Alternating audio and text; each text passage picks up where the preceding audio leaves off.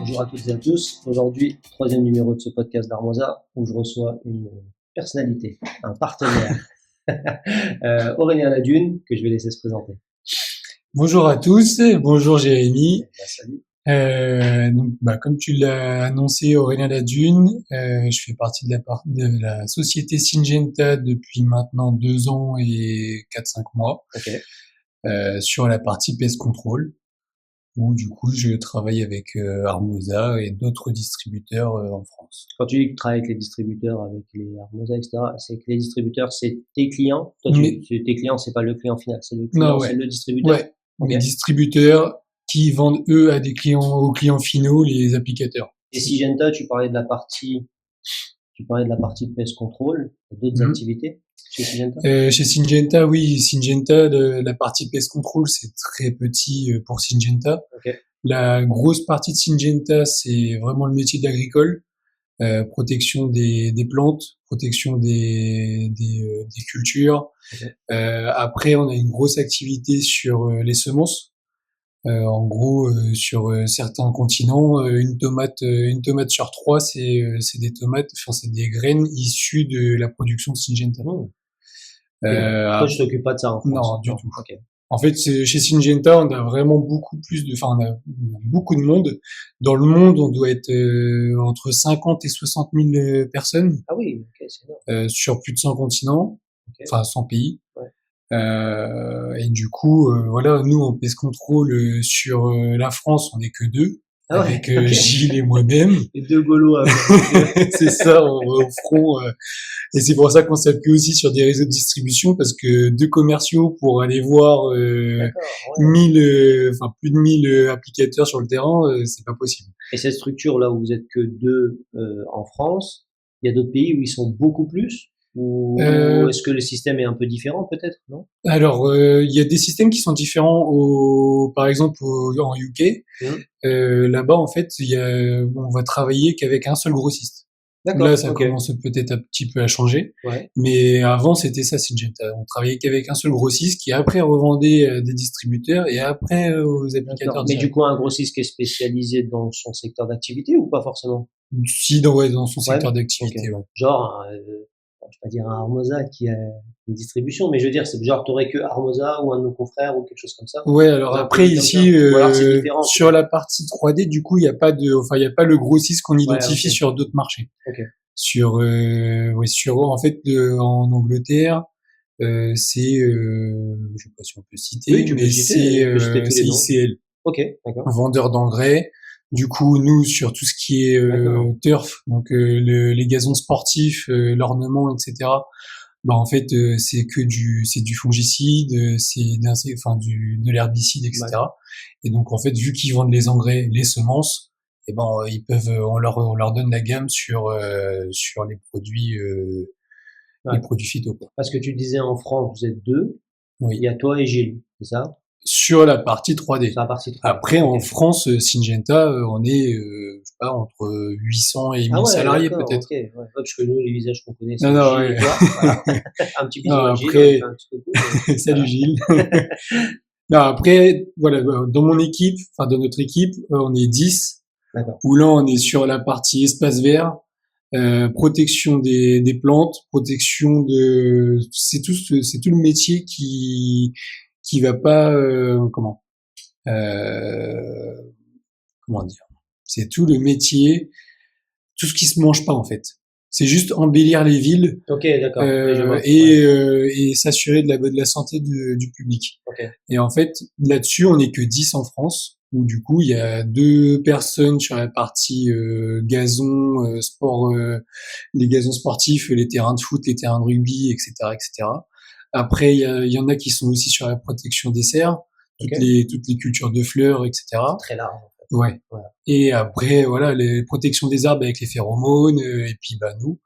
On connaît une petite partie en fait de Syngenta. C'est ça. Ouais. Et voilà, nous, on n'est que 10. Et après, en fait, bah, j'ai mes collègues, enfin, on a d'autres collègues que nous-mêmes, on ne connaît pas, qui vendent des graines de légumes, qui vendent des produits pour la protection des cultures agricoles. Enfin, voilà, c'est c'est hyper large. diversifié. Parce que, on en parlait tout à l'heure, on va en parler après sur la partie produits que nous on connaît, Pest Control. Mais tu as une idée à peu près de ce que ça représente en termes de produits général chez Syngenta Le pest control? Non, en général, tout produit confondu chez vous? Comment ça? En nombre de produits, nombre de références, c'est énorme. Allez, Bah, t'enlèves les avec semences. l'agricole, Ouais. oui, et puis avec l'agricole et les Ouais, semences, c'est c'est ce que beaucoup. j'allais dire, les semences, waouh. Bah, l'agricole, ils ont ouais, beaucoup plus gros catalogue que nous en pest control, quoi, en Combien t'as de biocide. références en Pest Control, toi? En biocide, on a entre 8 et 10 références. Ok. Donc on se bataille avec ça, Des références bien sur le connues. marché. Voilà. Des références bien connues comme l'Advion Ouais. et la gamme Talon. Ouais. Donc voilà, c'est deux Advion, gel, blatt et fourmi. Advion gel fourmi, Advion gel blatt. C'est deux produits ouais à base d'indoxacarbe. Indoxacarbe, c'est une molécule, enfin c'est une substance active Syngenta. Et Talon, la molécule active, enfin la substance active, c'est Brodifacoum et c'était aussi Syngenta avant que ça arrive dans le public. Mais voilà, c'est après sur l'agricole, on a Ouais, c'est beaucoup plus vaste. ouais. Bah, après, on en parlait tout à l'heure, on rigolait sur les réglementations, sur le côté C'est ça. réglementaire, etc., où il y a de moins en moins de largeur et de possibilité de sortir des produits, parce que bon, toi comme moi, on a un profil commercial, donc on veut toujours des produits, Des nouveautés. des nouveautés, ou des Toujours nouvelles à références, on a l'affût. toujours des idées un peu des fois farfelues, des fois utiles. Ouais. Mais tu parlais tu parlais forcément de l'Advion blatt, alors, il y a aussi l'Advion fourmi qui est très connu. Si on prend l'Advion blatt, bah, encore une fois, on se le disait, il y a eu un vrai boom enfin, c'est un produit qui a quand même quelques années déjà C'est maintenant, ça, ouais. et c'est un produit qui a eu un gros boom ces quelques dernières années. T'as une explication? Bah, il y a eu un gros boom suite à des arrêts de commercialisation de certains produits, Ouais. dont un à base de fipronil que Ouais, je on en pense parlait, que ouais, bien sûr. tout le monde Connu, connaît. ouais. Voilà, ça a été déjà un gros point. Après, bah, il y a aussi justement nos distributeurs qui ont joué le jeu aussi, qui ont parlé du produit, qui ont accepté de prendre la distribution parce que pareil, hein, nous on a les produits, mais après nos distributeurs, est-ce qu'ils vont accepter de les distribuer? Ça, c'est encore autre chose. Donc c'est un défi qu'ils ont relevé et aujourd'hui, on est plutôt satisfait du résultat, quoi. Après, comme tu as dit, on est des commerciaux, on est des vendeurs, hein, donc on peut toujours aller chercher des choses en plus. Si on veut développer, on peut, hein. Et du coup, ouais, donc là on parlait du blatt et le fourmi parce que ça a été une grosse année fourmi. Ça a été une grosse année fourmi. Alors, il y a la saison qui a joué en notre faveur, mais avec mon collègue Gilles, on a aussi peut-être identifié le fait que certaines personnes connaissaient pas l'Advion blatt. D'accord. L'ont essayé depuis un an ou deux. Et ils ont vu sur le marché qu'il y avait de l'Advion fourmi. On a eu quelques appels comme ça en nous disant j'étais chez ce distributeur là, mais il a pas l'Advion fourmi. Du coup, je l'ai acheté chez un tel. D'accord. Donc déjà de base, il y avait une recherche de l'Advion fourmi. Voilà, c'est pas quelqu'un qui lui a présenté, c'est lui qui le voulait. D'accord. Et donc je pense que ça a un peu accéléré le développement du produit. Ouais. Il y a eu, je ne sais pas comment, mais ni pourquoi, mais il y a eu beaucoup de vidéos qui ont tourné sur LinkedIn du gel fourmi, de la mise en œuvre, etc. Okay. Et le fait de voir l'appétence directement sur les vidéos, de voir aussi la consistance du gel, parce que c'est un gel qui coule pas, c'est vraiment un gel, ça fait, enfin les fourmis grimpent dessus. Un gel. Voilà, un vrai gel, quoi. Un gel, quoi. Ouais. Et peut-être que des gens ont vu des vidéos et ils se sont dit je vais essayer. Et donc toi tu penses vraiment que le côté gel blatt, enfin, je veux dire, la renommée aujourd'hui, hein, le succès du gel blatt a aidé un peu le développement d'Advion fourmi. Ça crée la curiosité. Ouais. Et de se dire, je connais, j'ai jamais essayé Advion blatt, j'essaye. Au final, l'indoxacarbe, ça marche bien. L'appétence, ça fonctionne bien aussi. Ils ont l'Advion fourmi, pourquoi pas essayer cette référence-là? Et puis après, c'est pareil, un blister, c'est pas, c'est pas pour toute la vie, quoi. Ouais, c'est sûr. Voilà, on achète un blister, on essaye. Et puis, je pense que ça a un peu développé le business comme ça. Ouais. Qu'est-ce qui fait que les questions un peu salauds, mais qu'est-ce qui fait qu'aujourd'hui, quelqu'un pourrait ne pas être satisfait d'un gel Blatt ou fourmi, si j'entends? Alors là, le nombre de facteurs, le nombre de facteurs, des fois, c'est, Parce que ça va pareil, pas ça marcher. peut jouer à des fois pas grand chose. Bah non. Comme c'est des gels à pas, il faut aussi pas casser la pétence, mais ça peut Oui, bah aussi jouer. ça peut être, je sais pas, on arrive sur une colonie, elle accepte pas, ou après c'est dans l'environnement où, bah, on le disait tout à l'heure, il y a eu une fumigation et puis on arrive avec un gel juste après, bah en fait, Compliqué ouais, pour un peu appâter, ouais. compliqué. Il peut y avoir aussi la mise en œuvre. J'ai vu certains chantiers, bon. En fait, c'est normal qu'il y ait C'est personne normal. dessus. Ouais. En Blatt et en fourmi? Bon, fourmi non, mais Ouais. Blatt, ouais, j'ai vu ça. Fourmi, oui, non, les chantiers que j'ai vus, ça allait, mais bon, les fourmis, on va dire, c'est un peu plus simple entre guillemets parce que on voit les Tu cheminements. vois le Enfin passage. voilà, ça va. Mais enfin, quand il y a des cheminements et que c'est pas les fourmis, Quand il n'y en a pas une dizaine voilà. de cheminements. Mais non, ouais, sur les blattes. Non, après, ça peut être aussi déjà juste l'applicateur dans sa tête des fois, juste il se Ouais. dit ça va pas marcher. Et donc Oui, bah, déjà ça, il va c'est comme reculons. tous les produits, comme même un film où C'est les ça. gens se disent il va être nul alors qu'ils l'ont pas vu, et ça joue. Et en plus de ça, du coup, vu qu'ils y croient pas, ils vont même pas essayer de le faire dans les bonnes règles de l'art, ou sinon, pareil, on parle des règles de l'art, et ben il a l'habitude d'utiliser ce produit-là pendant 5 ans, 10 ans. Il a lu l'étiquette une fois, c'était il y a 5-10 ans. Ouais. Et du coup, bah, en fait, tout ce produit, il est fait pareil qu'avec ce produit-là, mais en fait, bah, un nouveau produit, une nouvelle étiquette, peut-être une nouvelle façon de mettre en œuvre le produit. En fait, bah, il est resté sur sa façon de faire, et en fait, bah, peut-être que c'est une nouvelle façon de faire.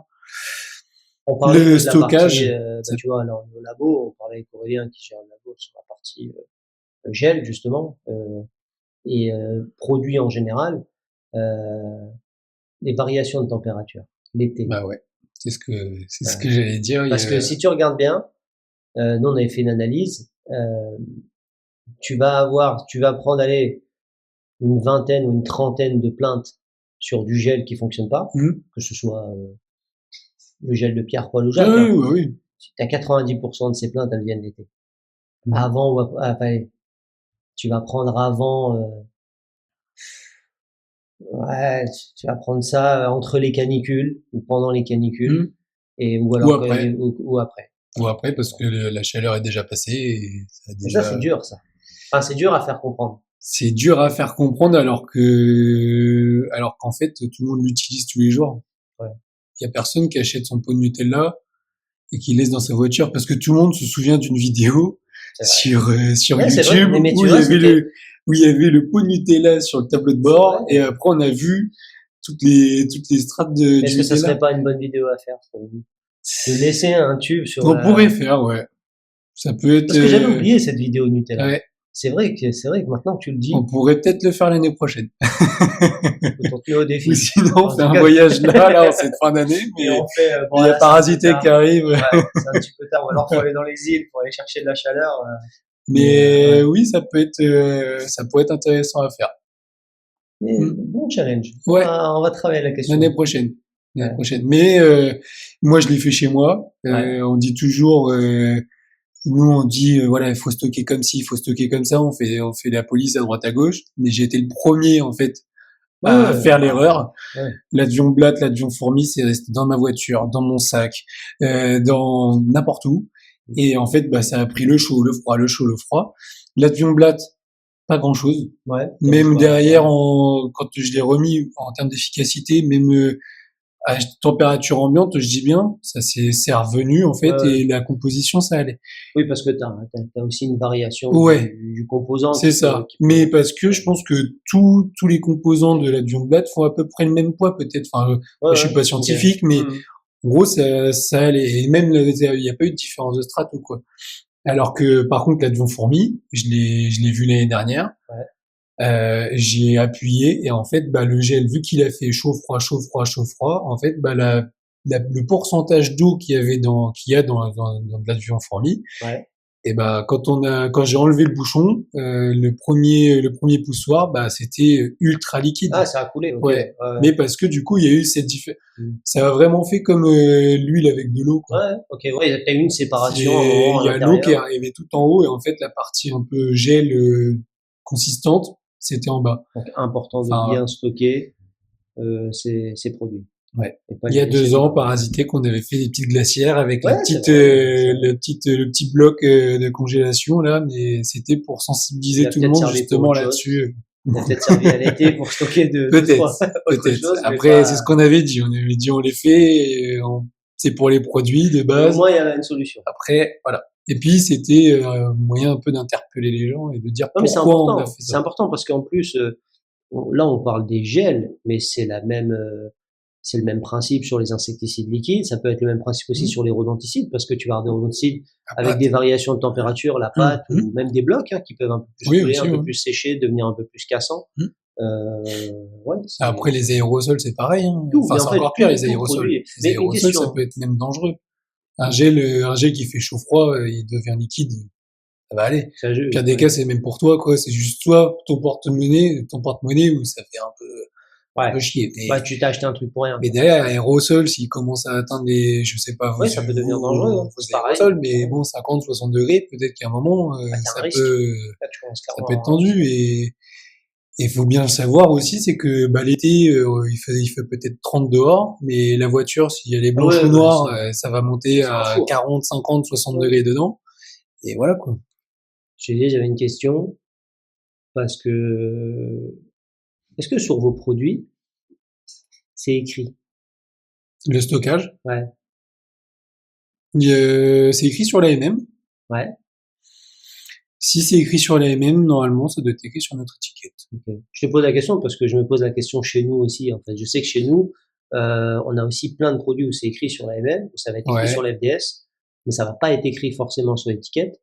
Et je pense que ça serait bien que tout le monde Judicieux le fasse, en fait, de de, mettre, voilà, stocker entre tant et tant de ouais. degrés, ne pas peut-être ajouter une ligne ou deux. Oui, parce que Après, là, on le fait à l'oral. Après, on le fait l'écrire à sur l'oral. une Moi, étiquette, quand j'en ai parlé en réglementaire chez nous, ou alors à Aurélien du labo ou à d'autres personnes chez nous mhm. scientifiques, bon, ils ont une réponse qui était un peu scientifique, c'est-à-dire que l'utilisateur est censé connaître le fonctionnement du produit et ses forces et ses faiblesses.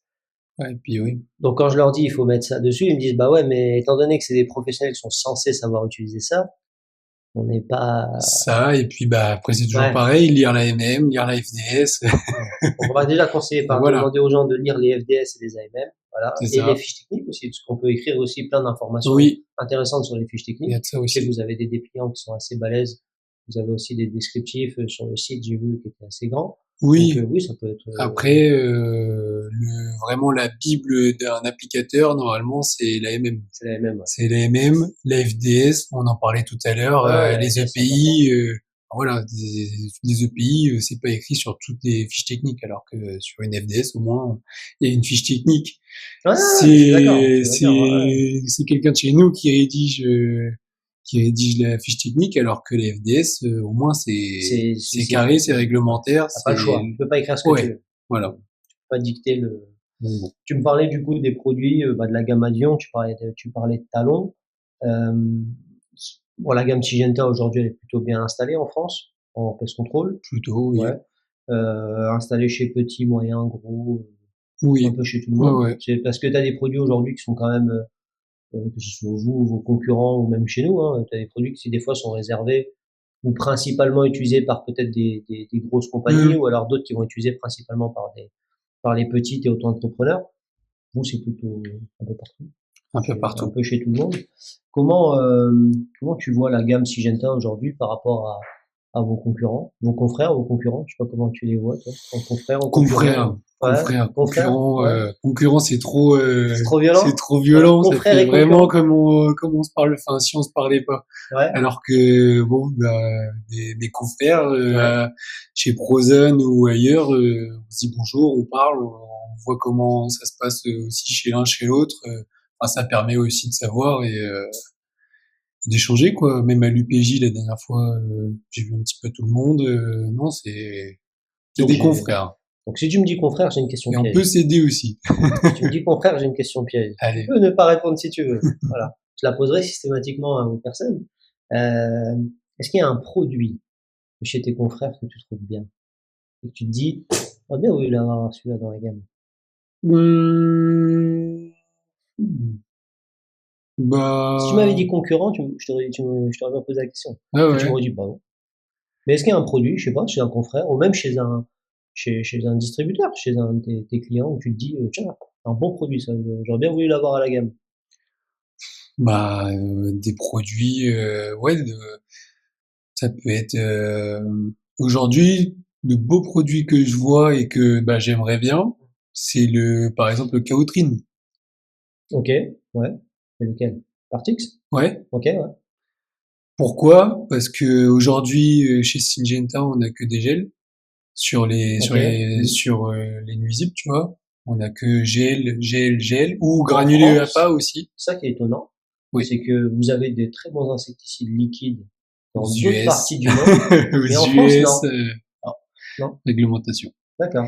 Et je reviens à Kaotrine. Pourquoi Kaotrine? Parce que bah aujourd'hui, nous chez Syngenta, on a gel, granulé APA, indoxacarbe, et puis après la gamme Talon. Et en fait, moi ce que je vois qui manque, c'est ça, c'est un produit liquide.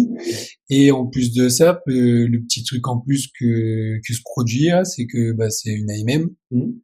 Et voilà quoi. Ok. AMM et liquide. Après, bon bah sinon, c'est non limite, tu vois, en y réfléchissant, ce serait presque la gamme mythique, Ouais, ok, le c'est vrai. gel, mais bon sous AMM. Ouais. Donc on revient toujours un peu Comme au on parlait même, tout à l'heure, la gamme mythique on et revient même toujours que au ce soit le même. gel ou la partie liquide, parce que c'est un très Ouais. bon liquide aussi, Bah le oui, mythique et du voilà, CC. il y a les Ouais. deux. Et au moins en fait, on parle tout, enfin nous chez Syngenta, on parle vachement de la gestion des résistances avec le Ouais, tableau de l'Irak. bien sûr. Et ça, Syngenta, on en parle vraiment au niveau international.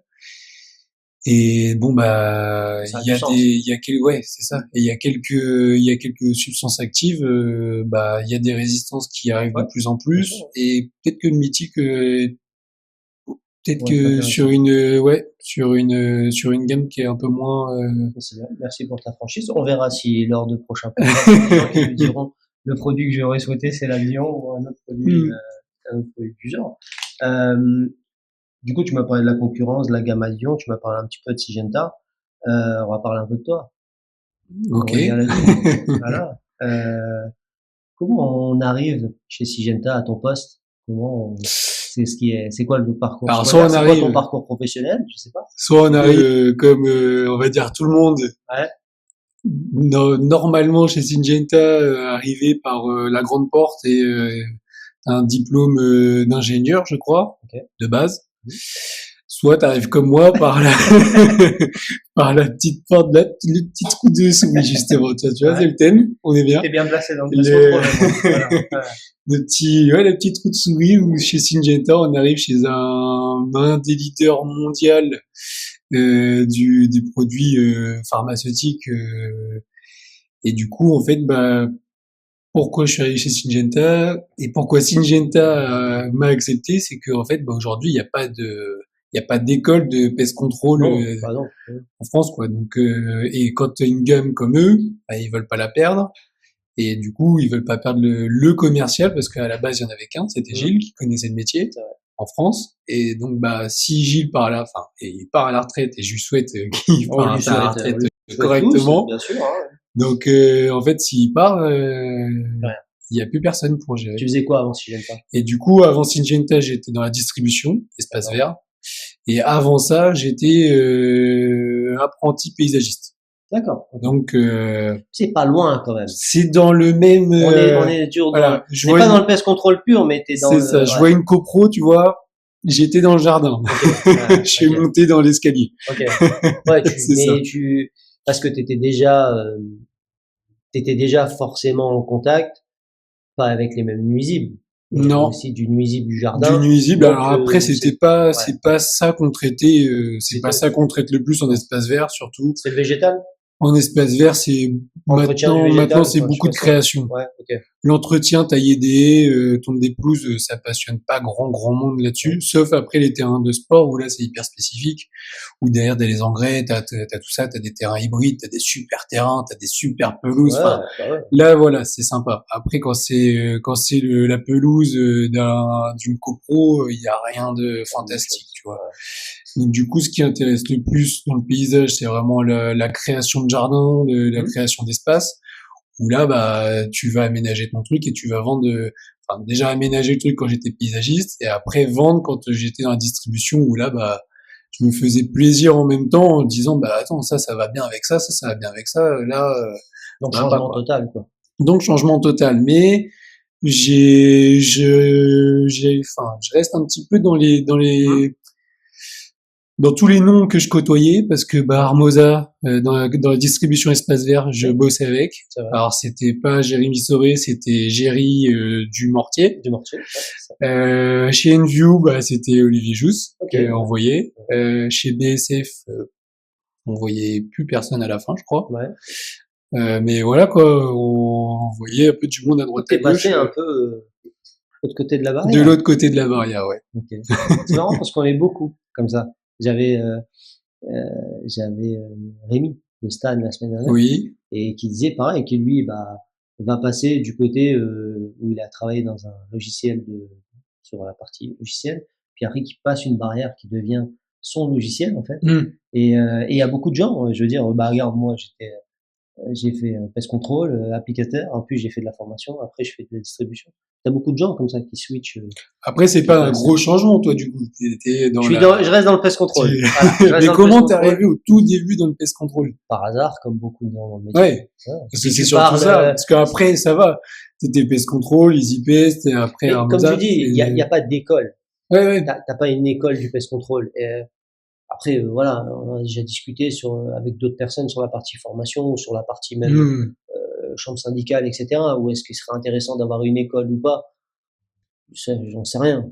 Mais à côté de ça, quand je parle et on va recevoir des applicateurs, on va recevoir des chefs d'entreprise, on va recevoir d'autres personnes du métier, c'est fou, mais c'est vraiment un secteur où tu tombes dedans, voilà, les gens arrivent de nulle part. Par hasard, et de plein même dans le premier podcast, on en parle avec Aurélien, sur la partie comment Aurélien, lui, en est arrivé à cette partie expérimentation, produits, élevage d'insectes, etc. et tout. Ouais. Tu viens d'un truc à part et puis tu arrives là-dedans. Mais est-ce que tu savais que cette partie-là existait, le pest control? Ah non, même pas. Ouais.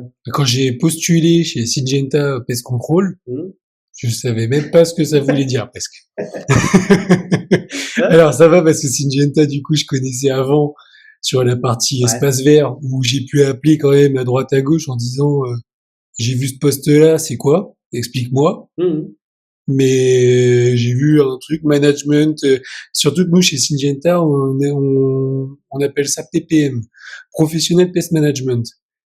Mais ça, quand tu vois ça sur LinkedIn, Syngenta PPM France, et que tu vois management, je me suis dit bah tiens, j'ai fait un master management commercial espace vert.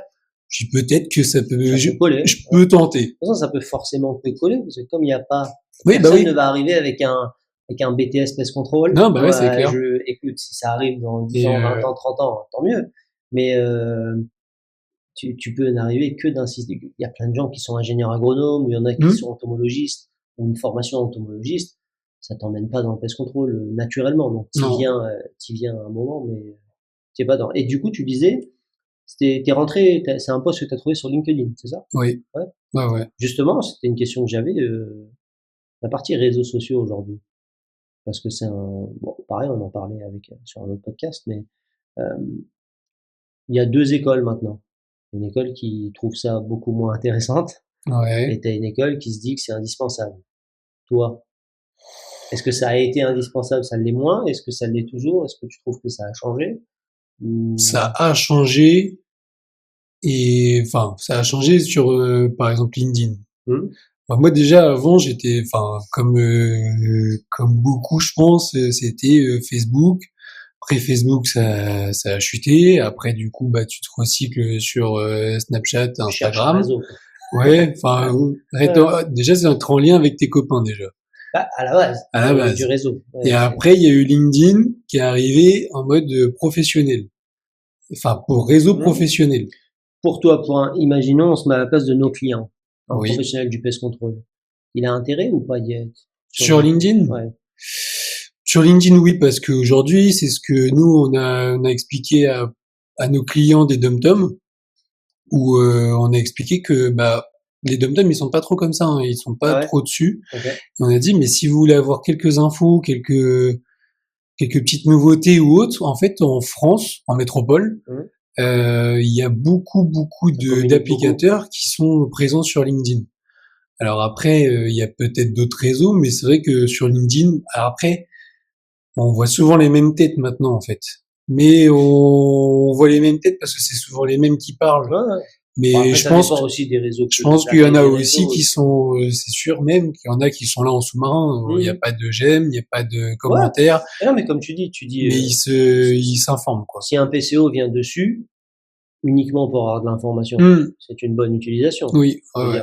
Mais parce que j'en parlais avec certains clients et qui me demandaient, qui me disaient, mais moi en tant que professionnel du pest control, est-ce que LinkedIn va vraiment m'aider à trouver des clients, à trouver des prospects, ou va vraiment moi, je pense que ça, c'est une société qui communique bien. Ah oui, ouais.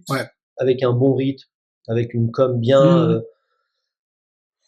Bon, malheureusement, je suis déformé. J'ai travaillé dans des grands groupes, donc je suis corporate. Tu vois, une com, faut qu'elle soit corporate. Donc je suis peut-être un peu con là-dessus, tu vois. Mais moi, je trouve qu'un professionnel du pest control qui a une com un peu structurée, un peu corporate, ça va peut-être pas forcément l'aider à trouver un client, mais pour moi, ça va lui donner une notoriété en fait. C'est-à-dire que s'il y a un client qui fait une recherche, ça va être une belle image. C'est juste une image, c'est une image supplémentaire. Faut voir ce qui est écrit quand même. Je suis pas persuadé, faudrait, ouais, je demanderai à des PCO. Je il y a des PCO qui vont mais ça se peut parce que LinkedIn, normalement, c'est du B2B. Enfin, c'est que du B2B. Et c'est vrai que si t'as après, faut construire aussi son réseau. Ça se construit, ouais. Faut ajouter des personnes qui sont en lien avec ce que tu cherches. Qualité ou quantité? C'est ça après c'est ça en fait le deal. Ouais. Mais c'est vrai que t'es un applicateur qui est, je sais pas, sur un centre-ville où t'as beaucoup de restaurants, beaucoup d'hôtels, et qu'en fait, bah, quand tu cherches un petit peu, t'as la moitié des hôtels et restaurants qui sont présents sur LinkedIn, t'as le directeur ou le responsable HSE. Peut t'aider à trouver un contact. Ouais, en fait, tu peux juste essayer de l'ajouter ou de le suivre, et au moins t'es au courant un peu de ce qui se passe, et puis bah, enfin, en fait, tu peux provoquer ta chance, entre guillemets, de travailler avec lui. Parce que ça se trouve, tu n'auras jamais rentré en contact sur le réseau avec lui.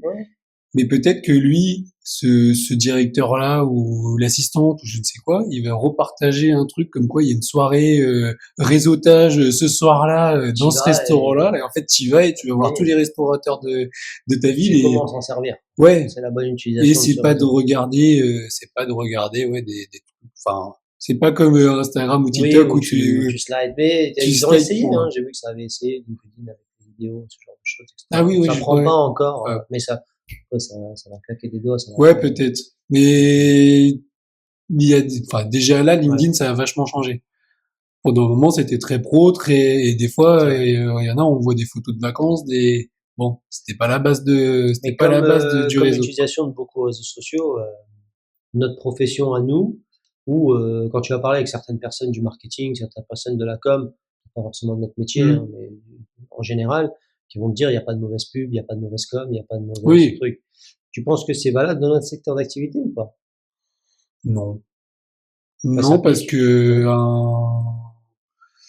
en fait, s'il y a beaucoup de professionnels aujourd'hui sur le réseau, beaucoup d'applicateurs, les applicateurs, ils vont à l'essentiel. Et en fait, bah, si tu te connectes sur le réseau et qu'en plus de ça, on t'a vendu le truc que bah tu vas trouver des nouvelles informations, des trucs comme ça. Si en fait l'applicateur et moi-même, si je vais sur le réseau aujourd'hui et que je vois rien d'intéressant au bout de 4-5 pouces, bah, c'est bon, j'arrête. Ou alors si c'est pas qualitatif, tu lâches. Ouais. Donc faut faire attention. faire attention un peu à ça, quoi. Faire attention aux réseaux.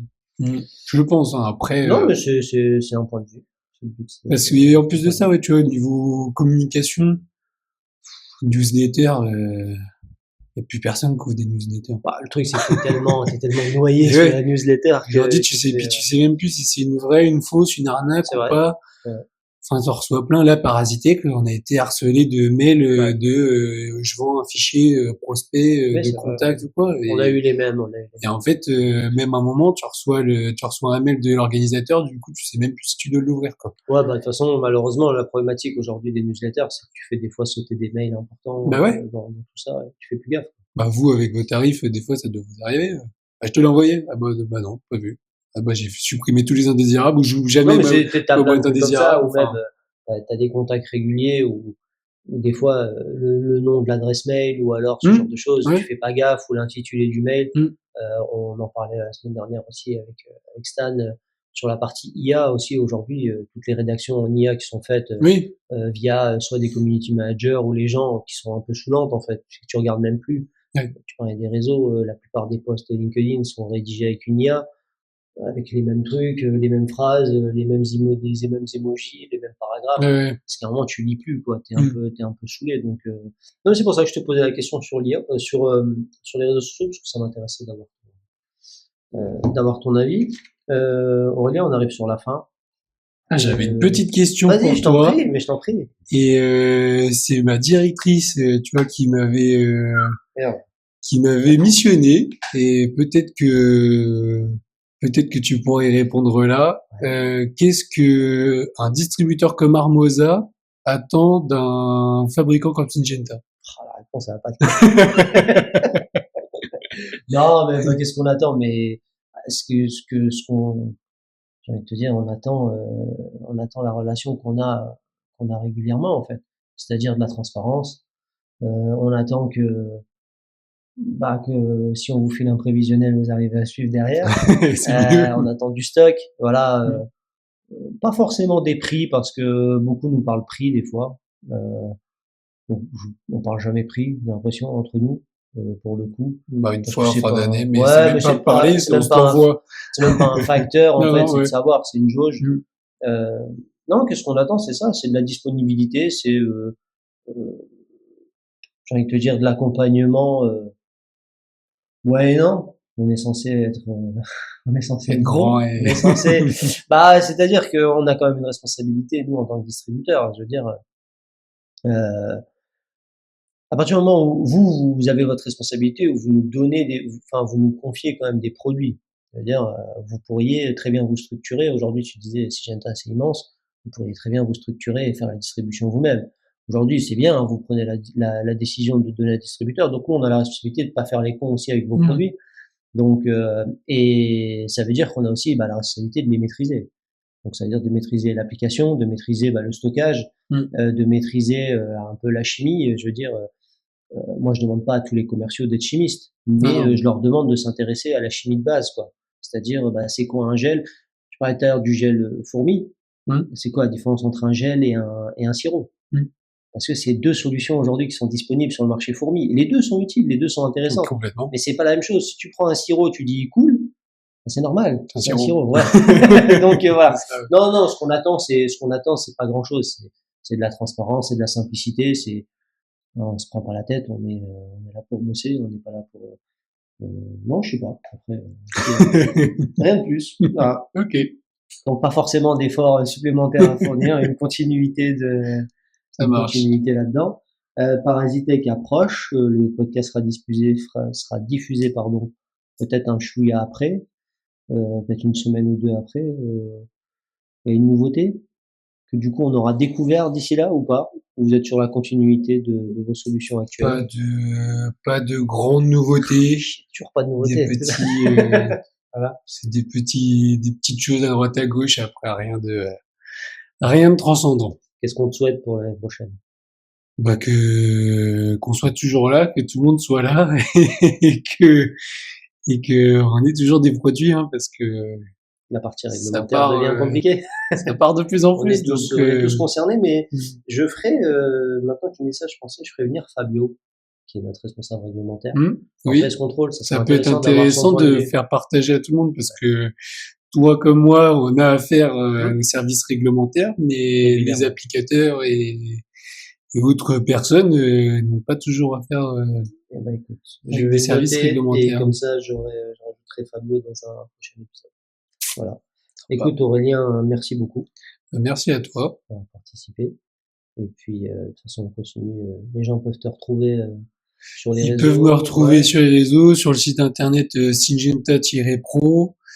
Et il y a mon téléphone partout, donc si il y a quoi que s'il y a quoi que ceci, s'il y a quoi que ce soit, les gens peuvent m'appeler, peuvent m'envoyer un mail. S'ils veulent juste me montrer leur journée de travail, une infestation de blattes, enfin voilà, s'il y en a qui veulent partager un truc, une matinée, une journée, une après-midi je suis preneur, quoi. Ok. Ben, merci beaucoup, Aurélien. Merci. Si vous souhaitez participer au prochain podcast, toujours pareil, la petite adresse mail qui s'affiche en dessous, que vous soyez un partenaire, un fabricant, un distributeur, un client, un pas client aussi. Voilà, tout le monde est bienvenu. Vous envoyez un petit mail et puis on se voit assez rapidement. Merci beaucoup et puis à bientôt.